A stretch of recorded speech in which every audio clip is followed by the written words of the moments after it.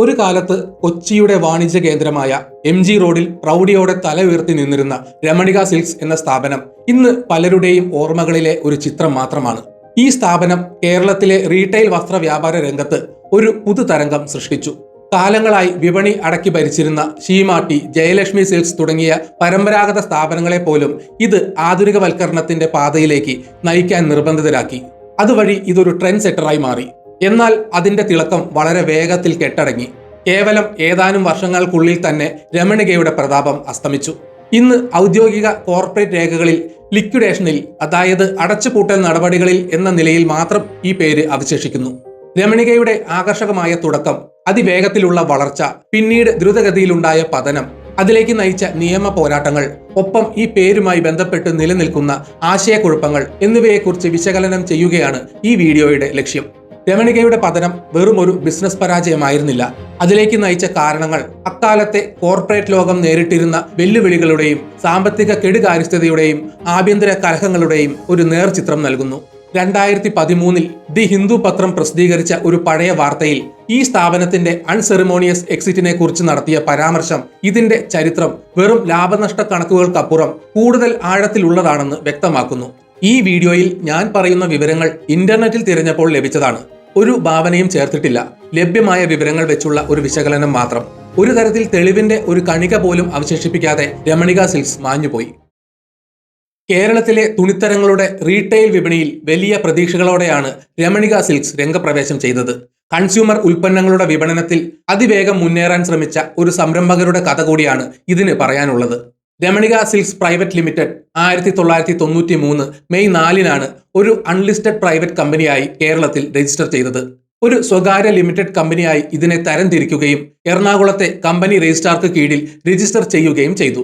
കമ്പനിയുടെ authorised share ക്യാപിറ്റലും fully paid up share ക്യാപിറ്റലും 1 കോടി രൂപയായിരുന്നു. കൊച്ചിയിലെ MG റോഡിലായിരുന്നു കമ്പനിയുടെ രജിസ്റ്റേർഡ് ഓഫീസ് സ്ഥിതി ചെയ്തിരുന്നത്. 1998 കേരള ഹൈക്കോടതിയുടെ ഒരു വിധിയിൽ രമണിക ഒരു വാടക കെട്ടിടത്തിലായിരുന്നു പ്രവർത്തിച്ചിരുന്നത് എന്ന് എടുത്തു പറയുന്നുണ്ട്. ഇത് കമ്പനിയുടെ പ്രവർത്തന രീതിയെക്കുറിച്ച് സൂചന നൽകുന്നു. MG റോഡിലായിരുന്നു ഷോറൂം എന്നറിയാമെങ്കിലും കൃത്യമായി എവിടെയാണെന്ന് അറിയില്ല. ചിലർ പറഞ്ഞത് അത് ഇപ്പോൾ ഉള്ള ചെന്നൈ സിൽക്സിന്റെ ഓപ്പോസിറ്റ് ആയിരുന്നു എന്നാണ്. ഈ ചെന്നൈ സിൽക്സും ഇപ്പോൾ പ്രവർത്തിക്കുന്നില്ല, അണ്ടർ റെനോവേഷൻ എന്ന് എഴുതി വെച്ചിരുന്നത് കണ്ടിരുന്നു. കമ്പനിയുടെ ഔദ്യോഗിക പ്രവർത്തന മേഖലകളെക്കുറിച്ച് കോർപ്പറേറ്റ് രേഖകളിൽ രേഖപ്പെടുത്തിയിരിക്കുന്നത് കൈത്തറി, ഖാദി ഒഴികെയുള്ള തുണിത്തരങ്ങളുടെ ഫിനിഷിംഗ് എന്നാണ്. അതായത് നെയ്തെടുത്ത തുണികൾ ബ്ലീച്ചിങ്, ഡൈയിങ്, പ്രിന്റിംഗ് തുടങ്ങിയ പ്രക്രിയകളിലൂടെ അന്തിമ ഉൽപ്പന്നമാക്കി മാറ്റുന്ന ജോലികളാണ് ഔദ്യോഗികമായി രേഖപ്പെടുത്തിയിരുന്നത്. എന്നാൽ പൊതുജനങ്ങളുടെ ഓർമ്മകളിലും നിയമരേഖകളിലും ഇത് പട്ടുസാരികളും മറ്റു വസ്ത്രങ്ങളും വിൽക്കുന്ന ഒരു റീറ്റെയിൽ സ്ഥാപനമായാണ് അറിയപ്പെട്ടിരുന്നത്. ഈ വ്യത്യാസം കമ്പനിയുടെ പ്രവർത്തനങ്ങളെക്കുറിച്ചുള്ള ഒരു പ്രധാന വസ്തുതയാണ്.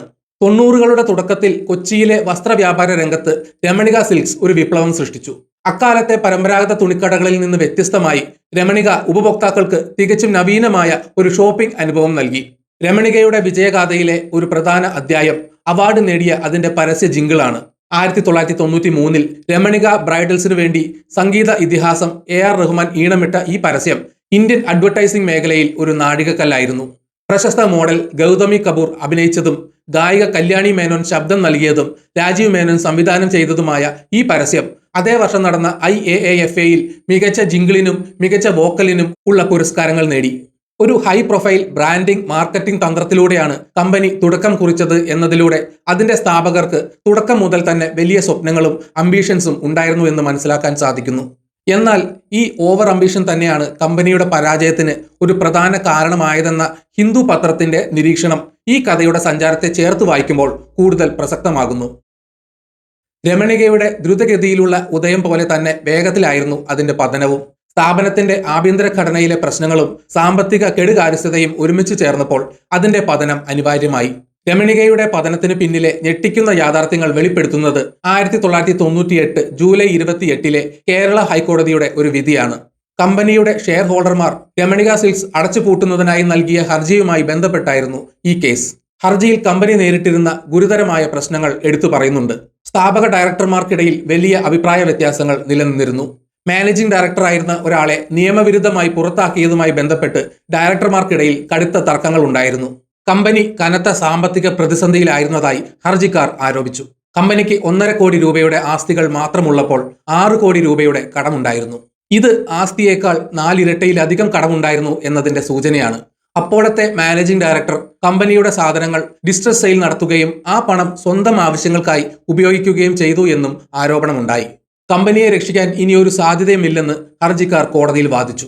രമണികയുടെ ഹൈ പ്രൊഫൈൽ തുടക്കവും അതിവേഗത്തിലുള്ള വളർച്ചയും ശരിയായ ആസൂത്രണമില്ലായ്മയും അമിതാഭിലാഷവും കാരണം ദുരന്ത പര്യവസായിയായി മാറിയെന്ന് ദ ഹിന്ദു പത്രം 2013 പ്രസിദ്ധീകരിച്ച ഒരു ലേഖനത്തിൽ ചൂണ്ടിക്കാണിക്കുന്നു. കോടതി രേഖകളിലെ ഡാറ്റയുമായി ചേർത്ത് വായിക്കുമ്പോൾ ആഭ്യന്തര കലഹവും സാമ്പത്തിക കെടുകാര്യസ്ഥതയും ഈ അമിതാഭിലാഷത്തിന്റെ നേരിട്ടുള്ള പ്രത്യാഘാതങ്ങളായി കാണാൻ സാധിക്കും. റെഡിറ്റിലെ ഒരു ഉപഭോക്താവിന്റെ ഓർമ്മക്കുറിപ്പുകൾ സൂചിപ്പിക്കുന്നത് രമണിക 90കളുടെ പകുതിയോടെ തന്നെ അടച്ചുപൂട്ടി എന്നാണ്. ഇത് 1998 കോടതി കേസിന്റെ സമയവുമായി പൊരുത്തപ്പെടുന്നു. ഒരു സ്ഥാപനം എത്ര ഹൈ പ്രൊഫൈലായി തുടങ്ങിയാലും അതിന്റെ ആഭ്യന്തര ഘടനയിൽ പ്രശ്നങ്ങൾ ഉണ്ടെങ്കിൽ അതിന് നിലനിൽക്കാൻ കഴിയില്ലെന്ന് ഈ കഥ ഓർമ്മിപ്പിക്കുന്നു. രമണികയുടെ കഥ വിശകലനം ചെയ്യുമ്പോൾ രമണിക എന്ന പേരുമായി ബന്ധപ്പെട്ട ചില ആശയക്കുഴപ്പങ്ങൾ മാറ്റേണ്ടതുണ്ട്. ഇന്ന് ഈ പേരിൽ അറിയപ്പെടുന്ന എല്ലാ സ്ഥാപനങ്ങളും കൊച്ചിയിലെ രമണിക സിൽക്സുമായി നേരിട്ട് ബന്ധമുള്ളവയല്ല. കൃത്യമായ വിവരങ്ങൾക്കായി ഈ സ്ഥാപനങ്ങളെ വേർതിരിച്ചു മനസ്സിലാക്കേണ്ടത് അത്യാവശ്യമാണ്. രമണിക സിൽക്സ് പ്രൈവറ്റ് ലിമിറ്റഡ് 1993 കൊച്ചിയിലെ MG റോഡിൽ സ്ഥാപിതമായ സിൽക്ക് സാരികളും മറ്റ് തുണിത്തരങ്ങളും വിറ്റഴിച്ചിരുന്ന സ്ഥാപനം നിലവിൽ അടച്ചുപൂട്ടൽ നടപടികളിലാണ്. രമണിക അപ്പാരൽസ് പ്രൈവറ്റ് ലിമിറ്റഡ് എന്നാൽ 2004 ജൂലൈ 20 മഹാരാഷ്ട്രയിലെ താനെയിൽ സ്ഥാപിതമായ വനിതാ വെസ്റ്റേൺ വെയർ വിൽക്കുന്ന ഒരു സ്ഥാപനം. ഈ കമ്പനി നിലവിൽ സജീവമാണ്. രമണിക.in എന്ന വെബ്സൈറ്റ് കൈത്തറി സാരികൾ, ദുപ്പട്ടകൾ, ആഭരണങ്ങൾ എന്നിവ വിൽക്കുന്ന ഒരു ഓൺലൈൻ പ്ലാറ്റ്ഫോമാണ്.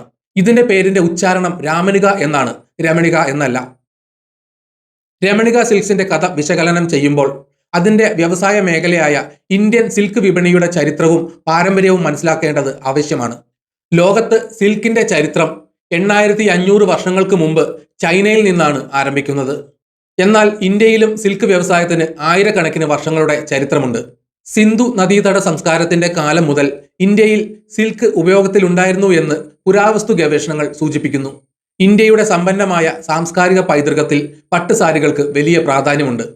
ഓരോ പ്രദേശത്തിനും അതിൻ്റെതായ തനതായ നെയ്ത്ത് രീതികളുണ്ട്.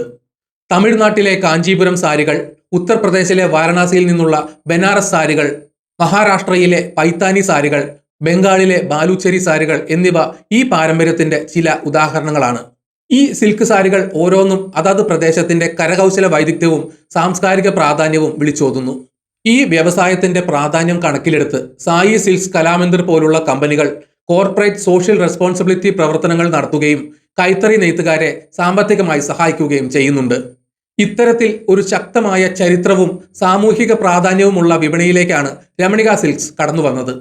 രമണികയുടെ പരാജയം പരമ്പരാഗതമായ ഈ വ്യവസായത്തിൽ ആധുനികവൽക്കരണം മാത്രം മതിയാകില്ലെന്നും അതിന് ശക്തമായ സാമ്പത്തികവും ഭരണപരവുമായ അടിത്തറ ആവശ്യമാണെന്നും ഓർമ്മിപ്പിക്കുന്നു. ഒരു ബ്രാൻഡിന്റെ വിജയം മികച്ച പരസ്യത്തിലോ വിപണന തന്ത്രങ്ങളിലോ മാത്രം ഒതുങ്ങുന്നില്ലെന്നും അതിന് ഉറച്ച സാമ്പത്തിക അടിത്തറയും സുതാര്യമായ ഭരണവും മാനേജ്മെന്റ് ടീമിനിടയിലുള്ള ഐക്യവും നിർണായകമാണെന്നും ഈ കഥ ഓർമ്മിപ്പിക്കുന്നു. ഈ വീഡിയോ എവിടെ വെച്ച് നിർത്തുന്നു. നിങ്ങൾക്ക് വീഡിയോ ഇഷ്ടപ്പെട്ടെങ്കിൽ ലൈക്ക് ചെയ്യുക. ചാനൽ സബ്സ്ക്രൈബ് ചെയ്തിട്ടില്ലെങ്കിൽ മറക്കാതെ സബ്സ്ക്രൈബ് ചെയ്യണം. നിങ്ങളുടെ വിലയേറിയ അഭിപ്രായങ്ങൾ കമന്റിൽ രേഖപ്പെടുത്തണം. നോട്ടിഫിക്കേഷൻ ബെൽ ബട്ടൺ അമർത്താൻ മറക്കരുത്. മറ്റൊരു വീഡിയോയുമായി വീണ്ടും കാണാം. ജയ് ഹിന്ദ്.